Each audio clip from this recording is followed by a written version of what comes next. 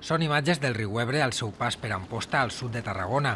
Estos dies, la crescuda del Cabdal en alguns dels seus punts ha obligat a activar el pla Inuncat en previsió d'inundacions. L'Ebre arriba al ple total, però els regants del nord de Castelló continuen sense poder utilitzar la seva aigua. Als municipis de Sant Rafel del Riu i Rossell trobem el riu Sénia així, completament sec. Els prop de 500 regants de la zona han d'acudir a les basses i als pous per a poder regar, però la falta de pluges dels últims anys fa insuficient estos recursos. Això és una imatge del sacrifici que fa el poble, de l'enorme sacrifici dels regants del poble per a aconseguir això, a mirar d'aprofitar tota l'aigua que tenim, poder-la almacenar aquí i en èpoques d'escassez poder regar. Ara l'aprovació per part del govern del Pla Hidrològic de l'Ebre deixa la porta oberta a un possible trasbassament de les seues aigües, que podria garantir la continuïtat dels cultius de la zona.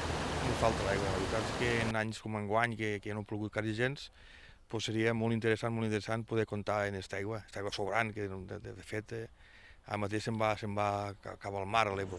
Els regants de la part esquerra de l'Ebre han mostrat el seu rebuig a este pla pels seus efectes ambientals. Este pla el que pretén és sobreexplotar un riu que ja està sobreexplotat, crear una sèrie de recs per la zona alta de l'Ebre que faran que al final no arribi aigua aquí baix. Està previst que la Comunitat Europea avaluï este mes de març la viabilitat d'este pla hidrològic.